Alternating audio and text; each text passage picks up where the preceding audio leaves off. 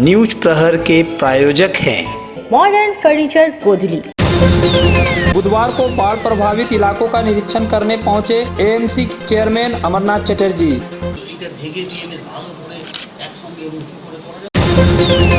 बानपुर के धेंधुआ ग्राम में संपन्न हुआ एक दिन व्यापी दुर्गा पूजा करने पहुंची विधायिका अग्निमित्रा पाल। नगर निगम गेट के पास AIMIM की पथ सभा, राज्य सरकार के साथ स्थानीय प्रशासन पर जमकर बरसे दानिश अजीज। ये सब बेवकूफ बनाकर वोट बैंक बनाकर राजनीति करना छोड़िए।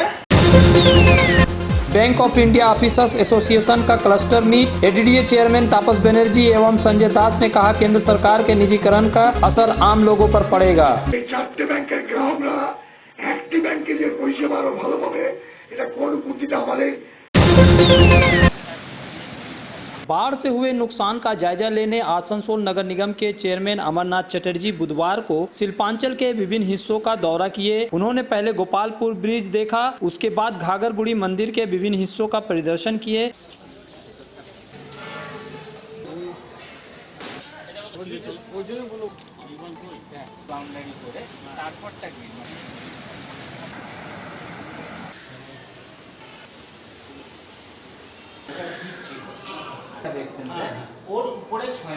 जिसके बाद बासीडंगा ब्रिज का भी परिदर्शन किए। इस विषय में उन्होंने कहा, আমরা প্রথমে গোপালনগর ব্রিজটা যেটা ভেঙে গেছে সেটা পরিদর্শন করলাম, যাতে সেটা পুজোর আগে রিপেয়ার করে দেওয়া যায়। তার জন্য আমরা এটা ADDA এবং কর্পোরেশনের যৌথ উদ্যোগে এটা ব্যবস্থা করা হচ্ছে এবং এখানে ADDA লোকও ছিল, কর্পোরেশনের লোকও ছিল। তারপরে আমরা এখান থেকে চলে যাই ঘাঘরবুড়ি মন্দিরে বিরাট ক্ষতি হয়েছে। ADDA চেয়ারম্যান এবং সিও স্যার উনি বলেছিলেন যে এটা করে নেবে, ADDA করে দেবে। তো আমাদের কর্পোরেশনের পক্ষ থেকে একটা বানানো হয়েছিল এস্টিমেট, আমরা সেই এস্টিমেট এবং ড্রয়িংটা ওনাদের হস্তান্তর করে দিলাম এবং ওটাও আমরা বললাম যে সুপারভিশনে যদি আমাদের প্রয়োজন হয় আমাদের করে দেবে।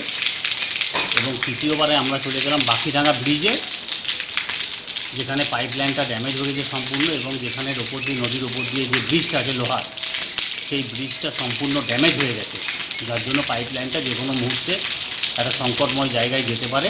তার জন্য আমরা যত তাড়াতাড়ি সম্ভব ওই ব্রিজটা তৈরি করব এবং খুব তাড়াতাড়ি আমরা ওইটাকে আরেকটা গার্ডওয়াল আছে, যে গার্ডওয়ালটা গঙ্গার অ্যাকশন প্ল্যানের সময় তৈরি হয়েছিল, যার জন্য বারবার রেলপারে জলটা জমে যায়। সেই গার্ডওয়ালটা কাল পরশু থেকে আমরা ভাঙা শুরু করব যাতে জলটা নেমে যায়। Hey there. Subscribe to my channel. And also press this bell icon.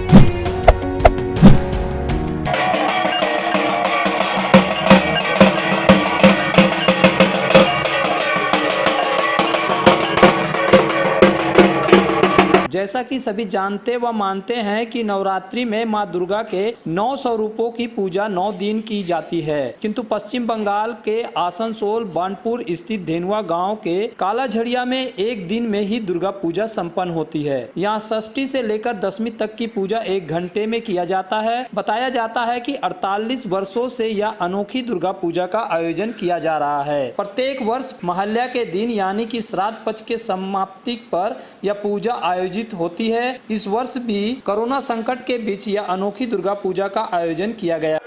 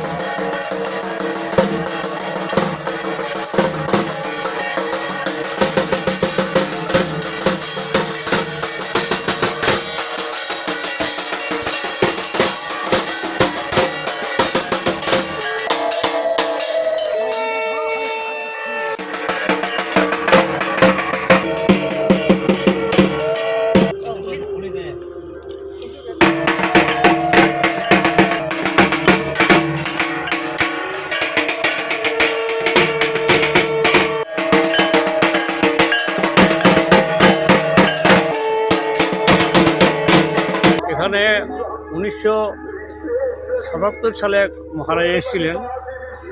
এই মন্দিরের নাম হচ্ছে বাবা গৌরী কেদারনাথ মন্দির। এই মন্দিরে আরও অনেক মহাপুরুষ এসেছিলেন তার আগে, কিন্তু এই পুজো যিনি শুরু করেছিলেন তিনি হলেন তেজানন্দ ব্রহ্মচারী। উনি 1977 সালে আসার পরে 78 সালে উনি স্বপ্নাদেশ পান যে এখানে মায়ের পুজো করার জন্য, এবং এখানে আমাদেরকে বলেন। আমি এই ধেনুয়া গ্রামের বাসিন্দা এবং মন্দির কমিটির সদস্য মানে আমি সম্পাদক। তো উনি যখন স্বপ্নাদেশ পান আমাদের বলেন যে এরকম পুজো করতে হবে, মায়ের দেবী পুজো করতে হবে। তো মহালয়ার দিনে আমরা বললাম মহালয়ার দিনে পুজো হয় কি? বললো হ্যাঁ, আমি স্বপ্নাদেশ পেয়েছি। আমার কি ওনার কী হবে, উনি যে আসছেন ওনার মূর্তি কী হবে?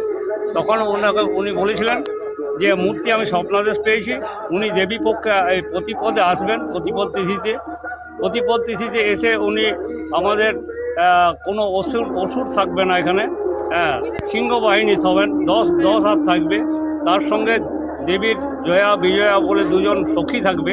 সেই সখীরা ওনার সঙ্গে মা আমাদের আশীর্বাদ করার জন্য এই মহালয়ার দিনে আসছে। আমরা এই করোনার জন্য আমরা খুব একটা এই বছর আয়োজন করতে পারিনি, যে আমরা নিয়ম নীতি মেনেই আমরা চলছি। সেই জন্যে আমাদের দেখতে পাচ্ছেন আমাদের মূর্তির পাশে, মায়ের মূর্তির পাশে দুই পাশে রয়েছে আপনার জয়া বিজয়া, তার দুই সঙ্গী। তিনি এসছেন আমাদের আশীর্বাদ জানাতে, এবং তিনি পিতৃপক্ষ ছেড়ে अवसान करे आज के उन्हीं देवी पक्ष हमारे एखाने एसছে।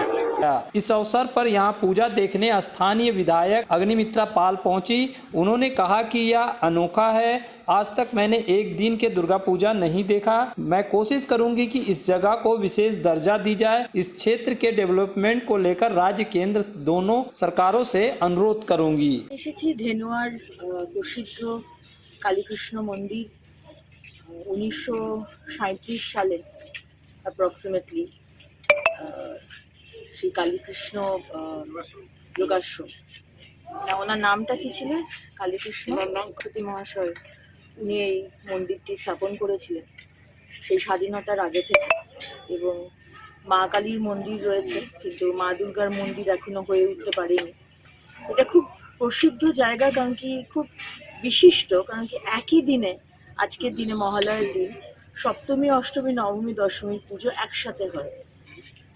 আর কোথাও আমি এরকম শুনিনি, তাই আজকে এখানে আসা। এবং আমার সরকারের কাছে, রাজ্য সরকারের কাছে এবং কেন্দ্র সরকারের কাছে আমার আর্জি হবে যে এটি একটি স্পেশাল ক্যাটাগরিতে যদি রাখা হয়, যেহেতু এরকম একটি বিশেষ জায়গা, একটি বিশিষ্ট মন্দির এবং এত দিনের পুরনো মন্দির, এটা পর্যটনের দিক থেকে খুব প্রাধান্য পেতে পারে। সেই জন্য আমি কথা বলবো অবশ্যই কেন্দ্র সরকারের সাথে, এবং রাজ্য সরকারকেও আমি একটি চিঠি দেবো যে এই জায়গাটিকে যাতে একটা বিশেষ প্রাধান্য দিয়ে যাতে ডেভেলপ করা হয়। ট্যুরিজমের জন্য এটা খুব ভালো হবে। এখনও আমাদের সেই ক্ষমতা হয়নি মন্দিরটি করার। মা দুর্গার মন্দির এখনও প্যান্ডেল বেঁধে হচ্ছে। আশা করি আগামী দিনে আমি তাতে কন্ট্রিবিউট করতে পারবো মন্দিরটি বানানোর পিছনে।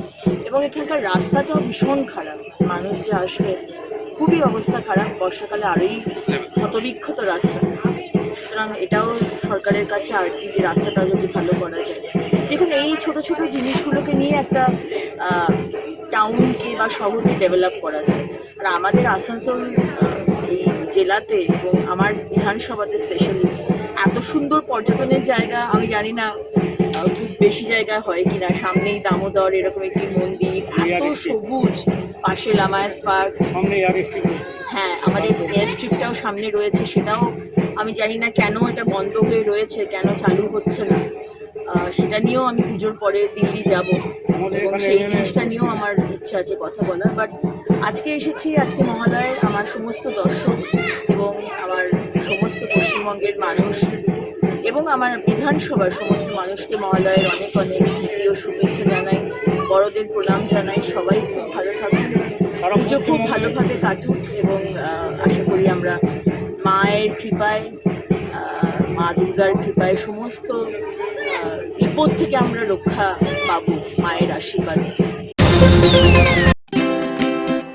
किसी भी घर की शान होती है उस घर में रखे फर्नीचर्स, और आपके सपनों के महल को आकर्षक फर्नीचर्स के साथ सजाना हो तो आप सीधे चले आए मॉडर्न फर्नीचर गोधली। जी हाँ, गोधली समीरन राय रोड स्थित मॉडर्न फर्नीचर आपको आकर्षक फर्नीचर के रेंज वाजिब दरों पर उपलब्ध कराते हैं। हमारे यहाँ ब्रांडेड नॉन ब्रांडेड फर्नीचर, सागवान वुडन आइटम जैसे bed, sofa set, dining table, centre table, wardrobe के अलावा स्टील अलमीरा, प्लास्टिक चेयर, सोफा के फुल रेंज सहित कई तरह के फर्नीचर बाजार से कम दरों पर इजी फाइनेंस के साथ पाए जाते हैं। तो घर को आकर्षक बनाना हो या शादी के लिए फर्नीचर लेना हो, सीधे चले आए मॉडर्न फर्नीचर, गोधली समीरन राय रोड, गुरुद्वारा के करीब, आसनसोल। विशेष जानकारी के लिए कॉल करें 8927603597।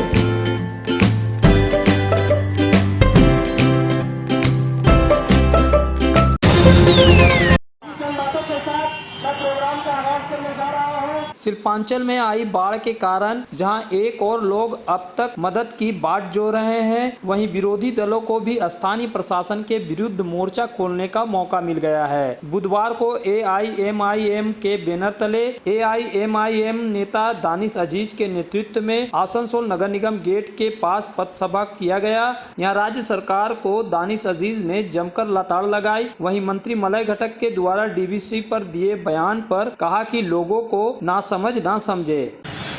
आप देख रहे हैं गुलाब साइक्लोन हाल ही में क्रॉस हुआ है, जिसकी वजह से महिलाओं का, बच्चों का कई घर उजड़ गए।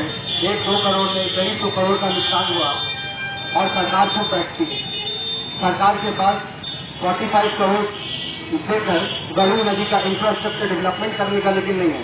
लेकिन जब बारिश आती है, जब साइक्लोन आता है, जब बाढ़ आता है, तो 200 करोड़ रुपया डिजास्टर मैनेजमेंट ग्रुप से खर्चा करके गरीबों का हेल्प करने के लिए बढ़ा देती है। आप एक साइड बोलते हैं फंड नहीं है, अभी 200 करोड़ का फंड कहाँ से आया आपके पास? ये पहली चीज। दूसरी चीज, ये हमारा ग्राउंड रिपोर्ट आपको बताते हैं। आप भी सुन के हैरत होंगे कि जब बारिश आई, गुलाब साइक्लोन आया, पूरे पश्चिम बर्धमान जिले में सिर्फ 3 CO बोर्ड था। एयरपोर्ट जो होता है वो सिर्फ और सिर्फ 3 था। तो क्या गवर्नमेंट को इसके बारे में पता नहीं था कि हाँ साइक्लोन आने वाली है? गवर्नमेंट उसका प्रिवेंटिव नहीं ले सकती थी?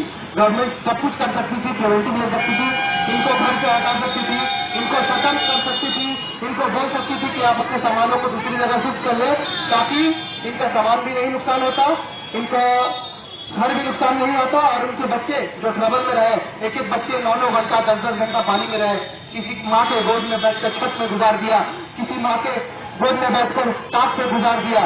इसका जवाब कौन देगा? मौजूदा सरकार देगी या हम देंगे? क्योंकि सरकार में तो आप है ना, जवाब तो आपको देना पड़ेगा। क्यों बार बार ये फ्लो जो आता है, बार बार चाहे वो थोड़ी सी पानी हो, चाहे वो ज्यादा पानी हो, बार बार रेल पार अफेक्ट करता है। बार बार आज देखिए, आज हमारे आसनसोल बाजार के सैकड़ों दुकानों में लगभग 15 लाख 20 लाख करके नुकसान हो गया। अगर गवर्नमेंट उस चीज को जानती थी तो उन्होंने पहले से प्रिवेंटिव क्यों नहीं किया? तो मेरा बोलने का मकसद यही है, गवर्नमेंट ने जानबूझकर अपने ढिलाई किया और वो अपनी नाकामी को छुपाने के लिए, गवर्नमेंट अपनी नाकामी को छुपाने के लिए यहाँ के जो मंत्री हैं, यहाँ के जो रहनुमा बोलते हैं, वो बोलते हैं कि पानी DVC से खोला गया। भैया आप हमको चल के दिखा दीजिए तो DVC का कनेक्शन कहाँ से है, माइथन डैम से गंगा नदी का, आप एक बार हमको दिखा दीजिए। वो सब बेवकूफ बनाकर, वोट बैंक बनाकर राजनीति करना छोड़िए और वाकई में लोगों के लिए सोचिए, क्योंकि 15 साल होने जा रहा है आपका। अब नहीं समझेंगे तो कब समझेंगे? क्या ये लोग बार बार वोट ही देते रहेंगे? Hey there. Subscribe to my channel. And also press this bell icon. Bank of India officers association के बर्धमान शाखा की ओर से बुधवार को आसनसोल के गोधली मोड़ स्थित एक निजी होटल के सभागार में क्लस्टर मीट का आयोजन किया गया। जहां एसोसिएशन के अधिकारी संजय दास विशेष रूप से उपस्थित रहे। इसके अलावा रानीगंज के विधायक सह अड्डा के चेयरमैन तापस बनर्जी सहित एसोसिएशन के सदस्य मौजूद रहे। कार्यक्रम में संजय दास ने केंद्र सरकार की जमकर आलोचना की और कहा कि जिस तरह से केंद्र सरकार बैंकों का निजीकरण कर रही है, उससे आने वाले समय में देश की आर्थिक कमर टूट जाएगी। उन्होंने कहा कि कोरोना काल में राष्ट्रीय बैंकों के कर्मचारी ही थे जो देश की आर्थिक गति को रुकने नहीं दिया था, लेकिन आज केंद्र सरकार बैंकों को निजीकरण करने के कारण बैंकों में मिलने वाली नौकरी में कमी आ गई है। आम जनता को बैंक से ज्यादा फायदा नहीं मिल रहा है।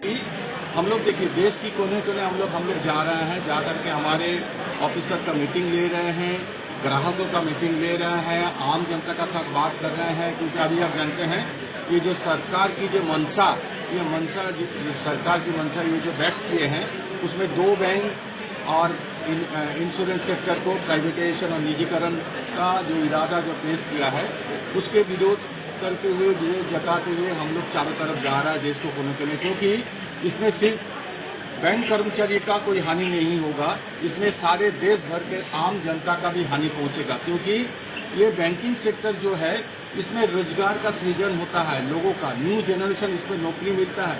अगर बैंकिंग अगर प्राइवेटाइजेशन हो जाएगा, बैंकिंग अगर संयुक्तिकरण अगर हो जाता है, तो ओवरलैपिंग जो ब्रांचेस है, ब्रांच बंद हो जाएगा। और प्राइवेटाइजेशन होने के बाद क्या होंगे, बहुत लोगों का मीन्स नौकरी चला जाएगा। अभी सारे इंडिया में अभी रोजगार सृजन करना ये सबसे बड़ा समस्या का चीज है।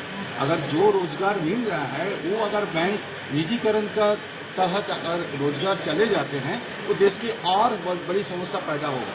और आम जनता का ये जो पैसा जो सुरक्षित रहता है, आम जनता का जो विश्वास है, ये हमारे राष्ट्रीय बैंक का ऊपर ही इन लोगों का विश्वास है। क्योंकि अभी तक 73% देश की जनसंख्या का ये जो उनका जमा राशि जो हमारे सरकारी बैंक में ही है।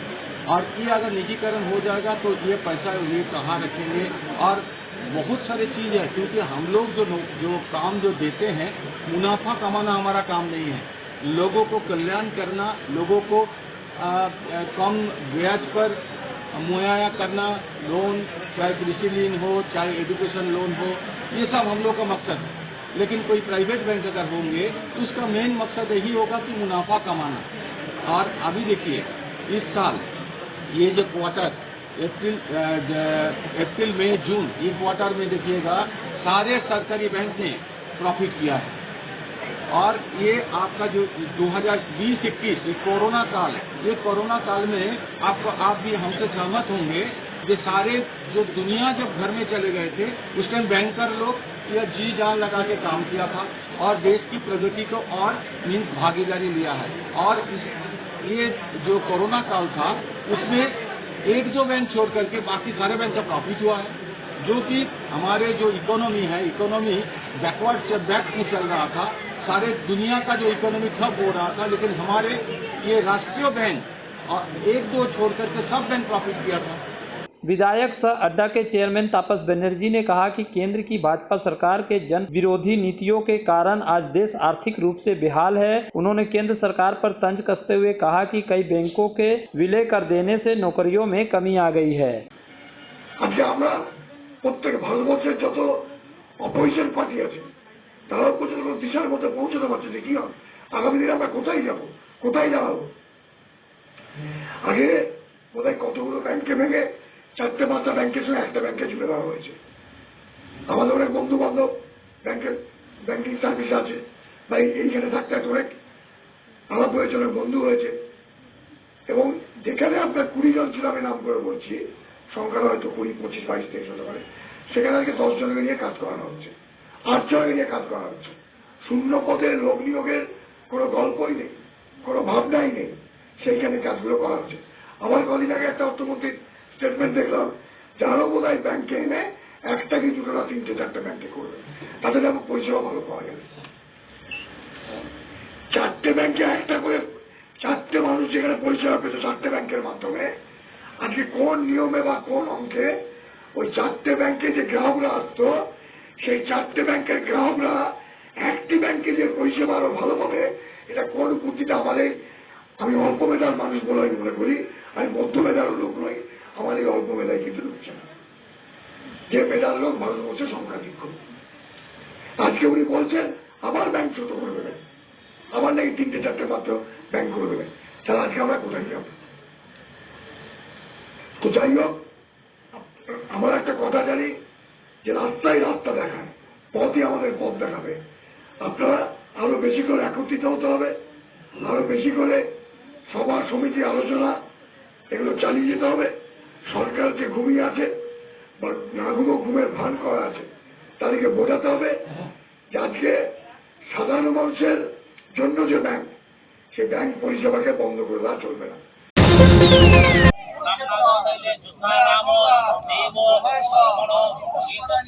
पितृपक्ष के अंतिम दिन महल्या को लोग अपने पूर्वजों को तर्पण देते हैं, जिसके लिए नदी घाट पर लोग पहुंचकर विधि विधान से अपने पूर्वजों को तर्पण देते हैं। बुधवार को भी दामोदर नदी में लोगों की भीड़ देखी गई।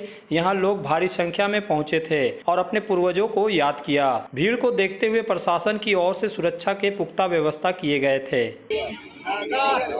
पंच